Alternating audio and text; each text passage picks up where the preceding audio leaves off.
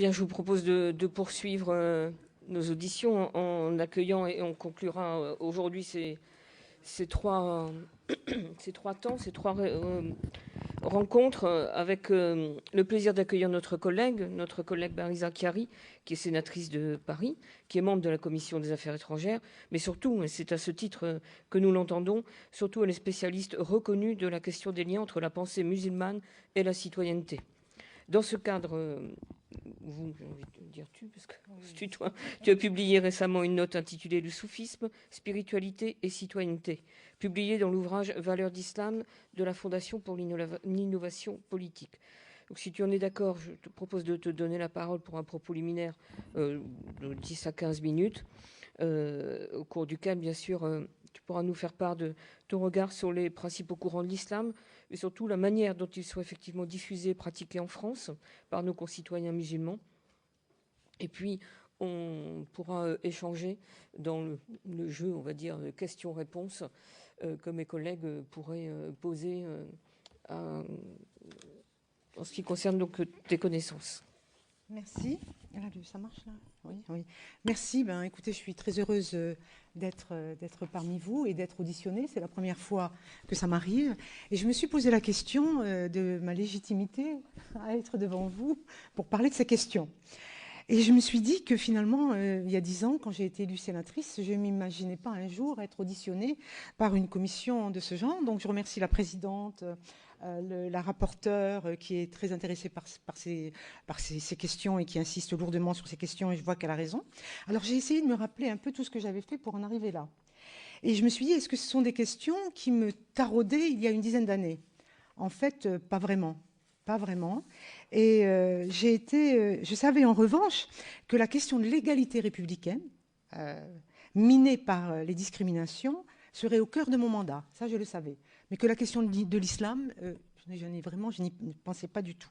Et j'ai été, moi, très honorée quand le président du Sénat de l'époque, Poncelet, m'a demandé d'être la marraine de Talents des Cités, et que je suis restée jusqu'à maintenant, et je me suis rendu compte d'un certain nombre de choses.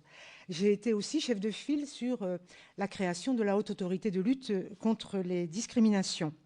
Et à partir de 2008, la question de l'islam est venue sur le tapis. C'est devenu, avec la question de l'identité nationale, c'est devenu une vraie question. Je percevais ça comme identité nationale versus islam. Et donc là, cette question qui commençait à monter m'a intéressée. Et j'ai considéré que je ne pouvais pas rester hors du débat, dans la mesure où je considérais que c'était devenu une question politique. L'islam est devenu une question politique, alors il fallait aussi qu'on s'y intéresse. Et il m'a semblé important qu'il y ait une voix autre, différente, qui ne soit pas celle de fondamentalistes d'un côté, et de l'autre côté des extrémistes, je vais utiliser le terme une seule fois, islamophobes, qui ont droit à la parole, et qu'il fallait aussi qu'il y ait des gens qui puissent avoir un autre discours. Et parler de l'islam, finalement, en tant que musulmane, serait pour certains verser dans le communautarisme. Et moi, je me demande pourquoi un musulman ne pourrait pas parler de l'islam. J'ai peur de sortir d'ici avec une fiche S. Vous me garantissez que je ne l'aurai pas, hein ? Bon, d'accord. Alors, il y a d'un côté les fondamentalistes, de l'autre côté des intégrés. Il y a des radicalités religieuses d'un côté, des radicalités politiques de l'autre. Et donc, au milieu, il y a un vide. Il me semble qu'il y a un vide, et puis il faut le remplir. Et je pense que c'est le fait qu'un certain nombre de musulmans, qu'on appelle, entre guillemets, modérés, ne se sont pas exprimés, que la nature ayant tellement horreur du vide, que les fondamentalistes y sont rentrés.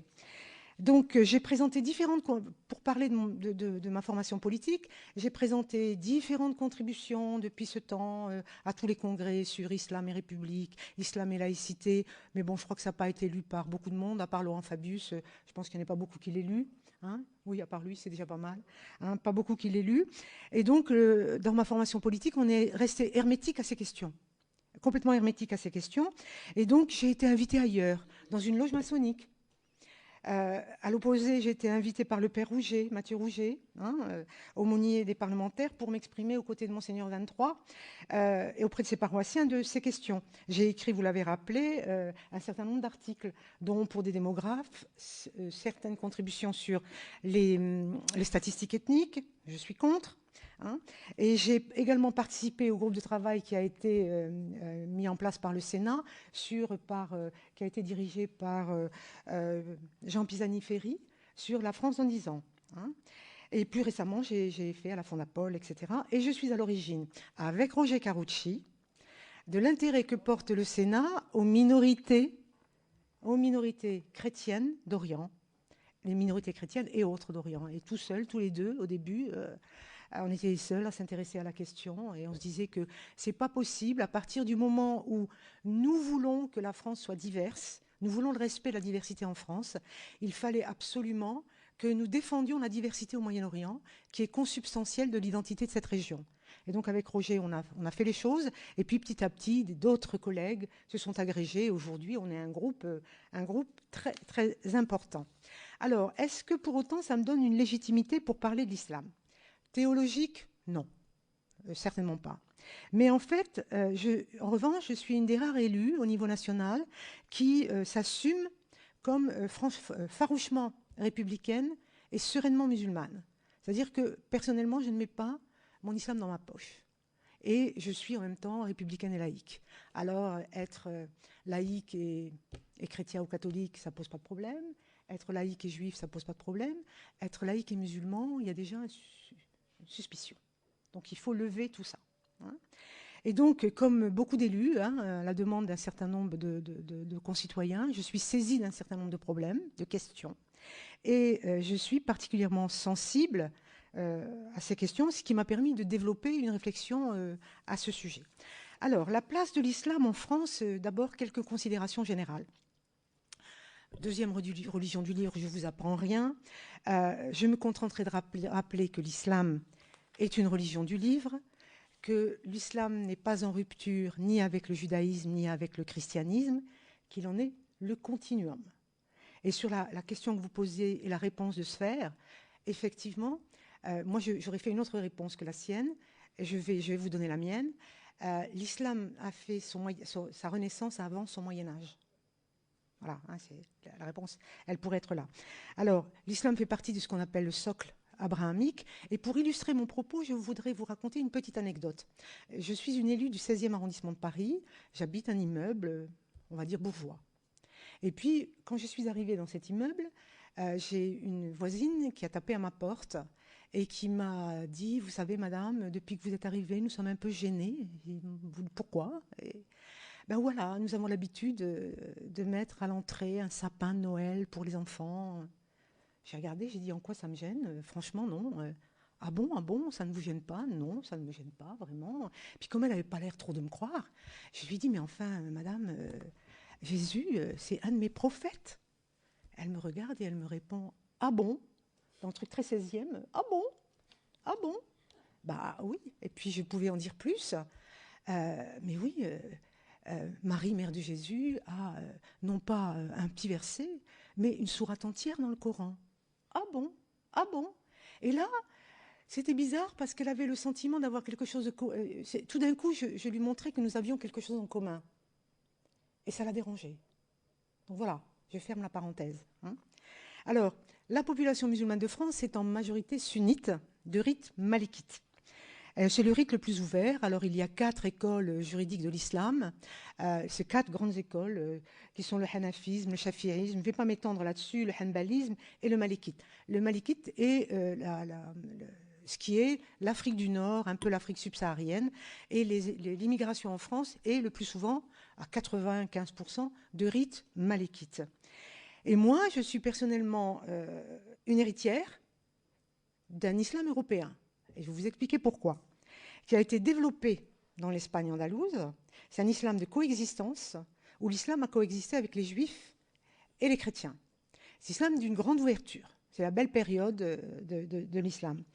Isabelle la catholique a eu l'idée d'expulser les juifs et les musulmans de son territoire. Ils ont donc irrigué le Maghreb, même un peu plus loin. Et cette civilisation arabo-judéo-islamique a jailli de Cordoue et a irrigué tout ce monde-là. Donc moi, je me revendique comme étant l'héritière d'un islam européen. Et c'est cet islam-là qu'il faut que nous retrouvions. Donc, et nous voyons aujourd'hui, s'il y a une photographie aujourd'hui de ce qui se passe, nous sommes passés d'une civilisation qui est une civilisation jaillie de Cordoue, donc cette belle civilisation arabo-judéo-islamique, et qui s'est bédouinisée. Et quand je dis bédouinisée, j'ai dit nous sommes en fait devenus les otages impuissants d'une wahhabisation de l'islam dans le monde musulman, et l'Europe est largement gangrénée. On dit souvent qu'il faut déconsulariser l'islam de France, ce qui veut dire libérer l'islam de France de la dépendance des lieux de culte, de la dépendance des pays d'origine. Alors, bien sûr, l'idée est séduisante d'une certaine façon, mais l'islam déconsularisé existe déjà. C'est celui de l'islam autoprogrammé, des imams autoproclamés, ceux qui financés par les organisations caritatives du Moyen-Orient, bien évidemment. Et je précise, pas par le régime, parce qu'il faut faire une différence. Quand on dit c'est financé par les Saoudiens, il faut faire une différence entre le régime et les organisations. Juste un petit rappel, l'Arabie saoudite, à un moment dans son histoire, a séparé son pouvoir entre le pouvoir religieux. Le pouvoir religieux fiche la paix au pouvoir politique dans la mesure où il est libre. Donc il y a le pouvoir religieux et le régime saoudien. Donc les Saouds ont délégué la question de l'islam aux tenants de Wahhab. Et donc c'est ces groupes-là qui, grâce à la zakat, je reviendrai plus loin sur la zakat, c'est-à-dire l'aumône légale, ont des moyens considérables. Alors des moyens considérables qui tiennent à, évidemment, un peu des pétrodollars, et une masse musulmane, ça a été dit par Sphère, qui finalement est ignorante. Donc c'est facile. Alors ça a réduit l'islam dans le monde, en France, en France aussi, ça a réduit l'islam à une chose binaire, c'est haram, c'est halal. C'est-à-dire, c'est licite, c'est illicite. L'islam a perdu de sa verticalité, a perdu de sa spiritualité. Et rien n'est plus dangereux pour une religion que de perdre cette verticalité. Donc ça, et je considère, moi, que la wahhabisation de l'islam est une catastrophe, car c'est un cancer qui ronge l'islam sunnite et qui touche à présent nos quartiers. Donc voilà pour la place, les considérations générales.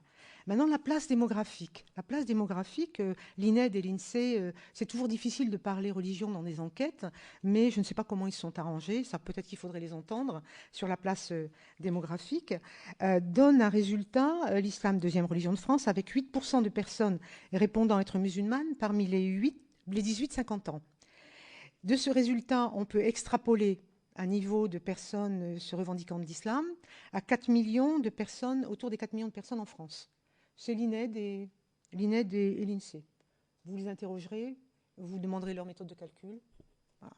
Moi, c'est ce que j'ai pu lire. Je ne suis pas allée compter. La place médiatique qu'occupe l'islam est une médiatisation caricaturale.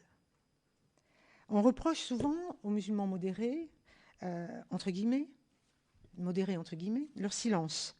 Mais c'est en réalité une construction médiatique. Les grands médias s'entêtent à inviter sur leur plateau ce que moi j'appelle des analphabètes bilingues. Et donc, on nous dit, ils vous représentent. Donc, je ne vais pas citer de nom, ça n'a aucun intérêt, mais quand on me dit, Caroline Fourest me dit, oui, mais quand ils passent à la télé, ils font baisser le racisme, moi je dis, s'ils font baisser le racisme d'un côté, ils augmentent de 1000% la honte et de 2000% l'humiliation des musulmans de France. Se sentir représenté par ça, c'est juste pas possible, quoi. Si on voulait humilier les musulmans, on s'y prendrait pas mieux. Donc voilà, les médias, bien sûr, formatent les représentations. Par exemple, un exemple tout simple, dans les feuilletons qui sont par nature récurrents, le voyou, le violeur, le voleur, il est plus souvent arabe ou noir. Le médecin, il est toujours blanc.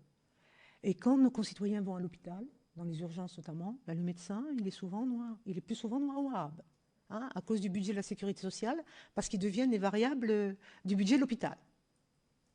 Donc il y a une question de formatage des représentations, et les médias, me semble-t-il, ont une responsabilité éminente. Alors, après, il y a tous ces couscoussiers là qu'on voit dans nos banlieues, là, comment on appelle ça? Hein, les... Non, pas les kebabs. Les... Enfin, les... Oh, comment on appelle ça? Non, non, non, les... quand on capte les chaînes. Les grandes antennes paraboliques. Moi, j'appelle ça les couscoussiers. Les paraboles, les antennes paraboliques. Alors, les antennes paraboliques, juste pour vous dire, il y a une seule... Oui, oui. Il y a une seule chaîne francophone qui parle de l'islam, et c'est la chaîne Iqra, qui est une chaîne saoudienne. Iqra, ça veut dire lire. Lire étant le premier verset du Coran, un des premiers versets du Coran. Donc c'est cette chaîne-là qui diffuse en français, donc dans les familles. Et il y a en plus une 150aine de chaînes qui diffusent en arabe et qui peuvent être captées dans nos banlieues. Donc quand on se demande pourquoi on a déformé un certain nombre de choses, l'identité même française, à partir du vestimentaire, il ne faut pas trop s'étonner. Hein, il y a une forme de mimétisme qui se fait, notamment les femmes qui sont seules et qui regardent la télévision, ben voilà, elles voient ça. Et donc, moi, j'ai essayé d'apporter mon soutien à une chaîne française, faite par des Français, financée par des Français. Eh ben non, c'est pas possible. Ça n'a pas été possible parce que les moyens manquent et les banques ne veulent pas assurer la partie qu'elles devraient assurer sur le sujet. Donc, il n'a pas été. C'est une chaîne dont le nom était MITARC. MITARC, ça veut dire la charte entre nous, les républicains. Et cette chaîne n'a jamais vu le jour. La place culturelle, maintenant. Puisque votre groupe, hein, c'est la place, l'organisation et le financement de l'Islam de France. La place culturelle. Alors, il y a des efforts qui ont été faits par les grandes institutions culturelles pour promouvoir les arts et les cultures d'islam. Je pense à l'Institut Monde Arabe, et je rends vraiment là un hommage à Jacques Lang parce qu'il a fait un travail remarquable, vraiment remarquable, à la tête de cet institut, mais aussi le Louvre, qui a fait une très très belle exposition sur le Maroc récemment, Arte, qui a fait une série passionnante sur le Coran, et une des plus prestigieuses maisons de livres d'art, qui s'appelle les éditions d'art Diane de Seyers, a fait la traduction d'un ouvrage absolument remarquable, qui est un ouvrage persan, le Cantique des Cantiques, et qu'elle a appelé, le Cantique des oiseaux, le Cantique des oiseaux de Attar, qui est absolument une pure merveille, dans lequel on voit, c'est-à-dire des illustrations perses, et où on voit le visage du prophète. Incroyable, mais vrai. Magnifique ouvrage, et où ces œuvres d'art sont semble-t-il, dans les grands musées de Téhéran. Donc quand on vient nous dire la photographie, pas la photographie, il faudrait regarder un petit peu là-dessus. Alors, mais le bruit dominant, quand même, est occupé par une islamophobie savante qui consiste à dire que le monde musulman n'a rien apporté au monde. Ça existe aussi. En réponse, on voit se développer en matière culturelle des tribunes pour montrer ce que l'islam a apporté au monde. Et on pourrait aussi souligner qu'en mettant en avant des télépolémistes comme Eric Zemmour, par exemple, les médias ont finalement accrédité l'idée que l'islam n'existe que dans sa radicalité ou dans sa médiocrité. Alors, quand on parle dans la commission d'enquête sur les réseaux djihadistes, nous avons ressenti une chose qui était l'humiliation des musulmans. Donc là, voilà, bon. La place intellectuelle, maintenant. L'an dernier, j'ai conduit à l'Élysée une délégation d'une dizaine d'intellectuels de très haut niveau qui se reconnaissent tous dans la sphère de l'islam. Et il y avait des demandes sur la citoyenneté, sur la place de la visibilité, sur un certain nombre de questions. Et puis, quelques-uns ont proposé la création au Collège de France d'une chaire provisoire de 2 ans où la philosophie interrogerait la théologie, interrogerait la linguistique, interrogerait la mathématique, interrogerait pour pouvoir reconstruire un discours sur l'islam qui serait un contre-discours face aux salafistes et qui serait un discours qu'on retrouverait de cet islam européen dont je vous parlais tout à l'heure. Ça a séduit, l'idée a séduit. Quelques mois après, on voit apparaître, j'ai vu apparaître dans la presse, la création d'une chaire au Collège de France intitulée « Le Coran, manuscrit ancien ». Voilà, ça, franchement, c'est fait à Beyrouth, c'est fait en Iran, c'est fait partout. On n'avait pas besoin de ça en France. On avait besoin d'autre chose. Donc, les personnes qui ont derrière exécuté la commande, je vous laisse... voilà. Donc, on n'a pas été entendu pour élaborer un discours qui aurait pu servir ou qui peut servir dans l'avenir. Alors maintenant, la place politique. Alors, la configuration du modèle français est un modèle qui est quand même peut-être, je ne vais pas dire bloquant, mais qui est un modèle particulier. On a une droite qui est formatée, bouge sur les oreilles, qui est formatée par le nationalisme et qui a quelques petits problèmes avec l'étranger, donc avec l'immigré. Mais il y en a autant pour la gauche, rassure-toi. Hein, j'équilibre toujours. Hein. Et on a une gauche qui a été formatée contre l'Église, qui n'aime pas les croyants, donc les musulmans. Et dans tout ça, je ne sais pas où on peut trouver une place. Et en politique, le citoyen de confession musulmane, il a l'impression, pour répondre à la question de tout à l'heure, hein, a l'impression d'être l'objet d'une farce où alterne d'un côté la gauche, pour la gauche une variable d'ajustement parce qu'elle est en mal d'électeur et qui cherche à canaliser certains mécontentements, et tantôt repoussoir pour une droite qui est soucieuse de donner des gages à son électorat le plus radical. D'où le danger, quand on ne se retrouve pas ni dans un courant ni dans l'autre, d'où le danger de voir apparaître des listes communautaires appelées en ce moment juste listes citoyennes. Et c'est un vrai danger. Se surajoute à ça le fait que beaucoup d'élus ont reconstitué ce que j'appelle le caïda colonial, en confiant à une personne ou deux personnes dans la cité les rapports avec la communauté. Moyennant un logement, moyennant un petit boulot, etc., on le charge. Moyennant quoi l'élu n'est pas au courant de ce qui s'y passe. Il n'est au courant que quand les problèmes sont là et qu'ils sont lourds. Donc ça se voit partout, la droite et la gauche. Et ça pose un véritable problème. Tout à l'heure, tu as posé la question de la citoyenneté. Sphère, tu as répondu sur SOS Racisme. Moi, je vais répondre à cette question. SOS Racisme a été la bonne conscience de la gauche. Hein, c'est la bonne conscience de la gauche. Il fallait faire des grands concerts pour calmer le jeu, mais en fait, on n'a jamais rien fait. Alors, je ne suis pas contre l'antiracisme, il faut. Mais entre l'antiracisme et la lutte pour l'égalité ou la lutte contre les discriminations, c'est des choses différentes et c'est des outils différents. Et ça dépasse le cadre d'un quinquennat. C'est dans la durée. Parce que c'est une ingénierie qui est fine, qui est longue et qui est importante. Donc là, moi je considère que de mon côté, de mon point de vue, et je le dis, je n'ai pas de problème à le dire, que l'antiracisme a été la bonne conscience de la gauche, notamment SOS Racisme. Et après, quand on nous a mis les garçons avec SOS Racisme, quelques dizaines d'années après, ou je ne sais plus combien d'années après, on a voulu nous coller les filles avec Ni pute ni soumise. Hein. Donc c'était la même chose, mais c'était version fille. Hein. Voilà. Donc, d'où tout ça, d'où la difficulté de faire vivre la primauté de la citoyenneté sur l'identité. Et quand en plus, là je ne vais pas me faire que des amis, mais là quand en plus on veut constitutionnaliser la déchéance de nationalité, dans nationalité il y a nation, quand il y a nation il y a identité. Donc on constitutionnalise quelque part une idée de l'identité française. Donc après, vous vous posez des questions pour savoir ce qui se passe dans les quartiers. Hein. Alors, maintenant j'en viens à la partie organisation et financement. On s'interroge toujours sur la compatibilité de l'islam avec la République. Mais cette question, elle est toujours posée de manière unilatérale et dans un sens.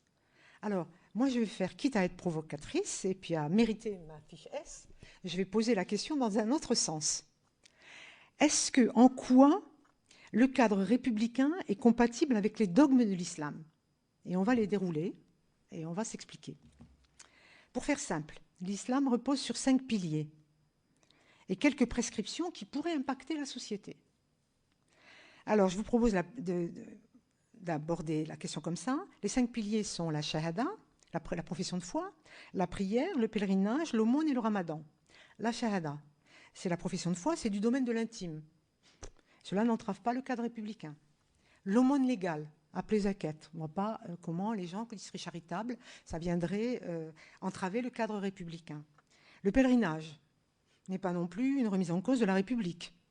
Hein, c'est par ailleurs un enjeu économique de taille important. Entre guillemets, une réglementation existe sur le sujet. C'est la réglementation européenne des voyages à forfait, mais son application n'a pas été évaluée. Et près de 25 000 Français partent au pèlerinage tous les ans. Ils consacrent un budget moyen de 4 000 €. Certains y consacrent l'économie d'une vie et des déceptions, et sont graves quant au sérieux des tours opérateurs qui existent et qui s'occupent de ces questions. Donc il y aurait peut-être là moyen de regarder ça d'un peu plus près. La prière, et notamment la prière collective du vendredi, a posé quelques problèmes, c'est notamment les prières de rue, mais ça me semble quasiment réglé.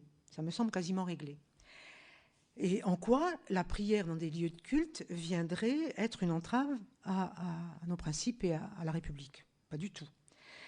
Mais en revanche, le financement de la construction des lieux de culte soulève une série de questions liées à la compatibilité avec la loi de 1905. On y reviendra après. Le ramadan, qui est une période de jeûne, qui est de plus en plus suivie, pose la question d'un absentéisme pour les jours fériés. Il y a en islam 2 jours fériés canoniques. C'est la fête de l'Aïd à la fin du ramadan et la fête du grand Aïd, quelques 40 jours ou 50 jours après. En quoi ça peut gêner ?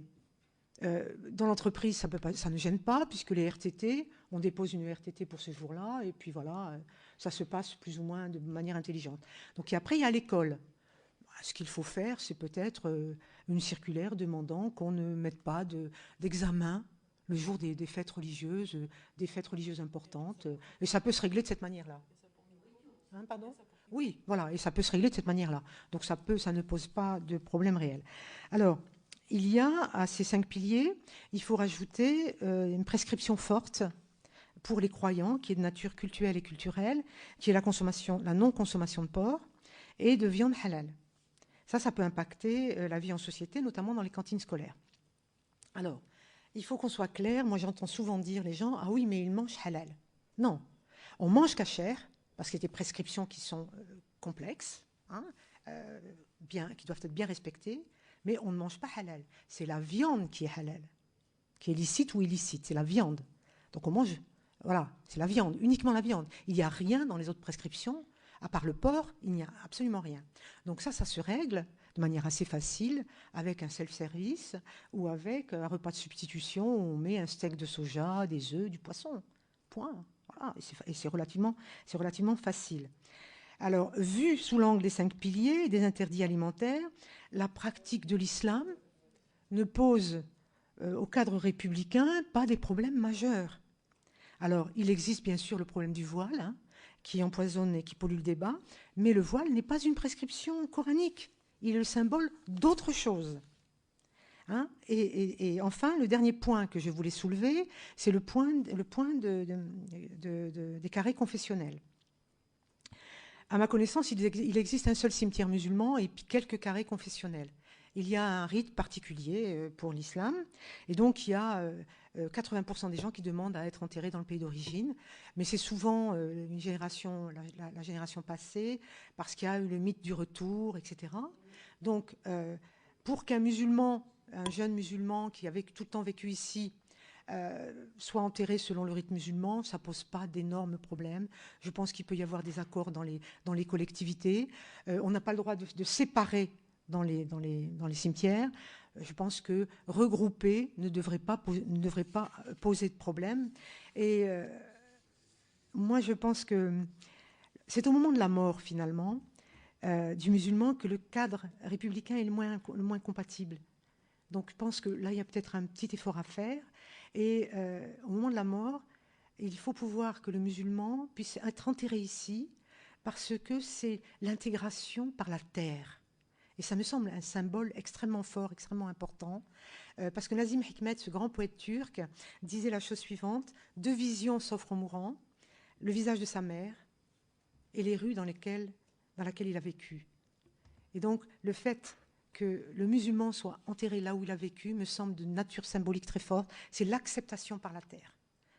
Et je pense que là, on peut faire un peu quelques efforts. Alors, le financement à proprement dit. Le financement franco-français du culte avec la zakat et ainsi que l'organisation de la filière halal me semble possible. Alors, je vais décliner. Arrêtons-nous sur la zakat, c'est l'aumône légale. Alors, cette aumône légale, c'est un montant symbolique qui doit être donné le jour de la fête de l'Aïd, du Ramadan. C'est vraiment un petit montant qui est obligatoire et qui est juste symbolique, qui doit permettre à tous les musulmans de pouvoir fêter la fête, pouvoir ce jour-là être à l'unisson des autres et pouvoir les nécessiteux puissent la fêter convenablement. Donc on dit on sort la zakat avant la prière du matin. Bon, ça c'est une chose, c'est pas beaucoup, mais c'est symbolique. La deuxième chose, c'est le pourcentage qu'un musulman doit donner sur l'argent qu'il possède. Donc l'argent qu'il possède en poche, à la banque, au coffre, il doit faire le calcul. Et il doit donner 2,5% de cette somme qui doit sortir en aumône légale. On dit sortir les zakat. Ça doit sortir. Se surajoute à ça le montant des intérêts si jamais il a déposé de l'argent sur son livret A et qu'il y a des intérêts. Les intérêts, vous savez, c'est l'usure et en islam, ça n'est pas accepté. Et on pourrait là, il y a une question un peu de finance islamique, on pourrait dire affirmer que les principes de la finance islamique, finalement, s'inscrivent pleinement dans le cadre de l'économie sociale et solidaire, et principes éthiques qu'on essaie d'insuffler, finalement, dans la sphère financière. Alors, il s'agit de montants, finalement, si on les met bout à bout, qui sont considérables, et ça n'est pas du tout à opposer aux impôts. L'impôt est quelque chose qu'on paye, l'impôt républicain est quelque chose qu'on paye parce qu'on a un service qui est rendu. Les routes, l'école, la santé, etc. Donc c'est en plus de l'impôt républicain. Et ça ne se confond pas avec l'impôt républicain. Alors, le halal, qui est aujourd'hui une activité mal réglementée et peu contrôlée. La définition de la norme halal est attendue par les concitoyens de confession musulmane. Ils veulent être sûrs de manger licite. Donc ce n'est pas seulement un enjeu religieux, c'est aussi un enjeu lié au droit à l'information des consommateurs qui ne veulent pas manger halal. Donc il devrait y avoir une obligation d'information du consommateur, un respect des règles sanitaires bien évidemment, mais c'est aussi une question économique très très puissante puisque la grande majorité par exemple des poulets qui sont consommés à la Mecque pendant la période du pèlerinage, et ces quelques millions de personnes, viennent de France. C'est une filière française. Donc c'est un enjeu économique. Donc la dîme qui pourrait être prélevée sur le kilo de viande halal pourrait être reversée à la Fondation des œuvres de l'islam, de même que cette fondation pourrait être en mesure de recevoir les donations des fidèles. Encore faut-il qu'elle s'en donne les moyens. Je pense que la Fondation de lutte contre le cancer se donne les moyens et qu'on reçoit dans nos boîtes aux lettres plein de choses qui nous disent, voilà, est-ce que vous voulez donner? La Fondation des œuvres de l'islam, moi, j'ai pas vu le boulot qu'elle faisait en direction des musulmans, en expliquant ce pourquoi elle a été créée, qui était une très bonne idée. Je pense que c'est Madame Alioumari qui avait créé ou Villepin qui avait créé c'était Villepin qui avait créé ça, une très très bonne idée. Ça pourrait être une fondation qui, comme les fondations de lutte contre le cancer, pourrait s'adresser aux musulmans en expliquant, voilà ce que nous faisons. Nous participons à favoriser l'islam cultuel, l'islam culturel. Est-ce que vous ne voulez pas nous donner la zakat, par exemple, hein? Et donc, je pense que le financement existe en dehors de l'étranger. Il faut simplement nous donner les moyens, et puis peut-être qu'à la tête de cette structure, pourquoi on ne mettrait pas un banquier? Quelqu'un qui va chercher le pognon, quoi. Enfin, oui. Alors, je n'ai pas évoqué la question, mais il y a des jeunes banquiers musulmans, hein, ça existe, hein, bon. Hein, je n'ai pas évoqué la question du CFCM et de la représentativité parce que je pense que ces questions, vous avez dû les entendre plus d'une fois. Hein. Alors, la compatibilité de l'islam et de la République prise sous l'angle de la vision d'un musulman sérieux, désireux de pratiquer son culte, ne me pose pas de problème à part les petites choses dont j'ai parlé. Alors, bien sûr, j'aimerais terminer par, à moins qu'on ne veuille faire de l'islam une matière inflammable. Et ça, on est un peu habitué du fait, hein, voilà. Alors moi, je voudrais quand même vous dire, pour conclure mon propos, que la dédiabolisation de l'islam est quand même le test de crédibilité de notre République laïque. Et nous devons être capables de lutter contre l'instrumentalisation de la religion à des fins politiques sans stigmatiser les musulmans et donner à chacun les moyens d'exercer dignement sa pratique religieuse sans transiger sur la laïcité.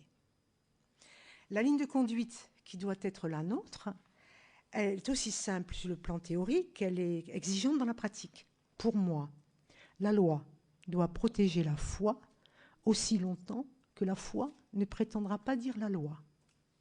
Donc les musulmans de France ont surtout besoin d'être considérés comme citoyens à part entière et pas comme des citoyens à part, d'autant que selon un principe tiré de la philosophie du droit musulman, la règle qui s'applique aux croyants dans un pays non musulman est la règle du pays d'accueil.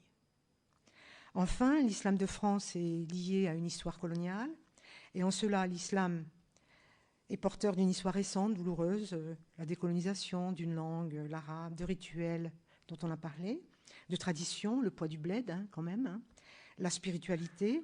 Il est aussi le vecteur actuellement de recomposition identitaire.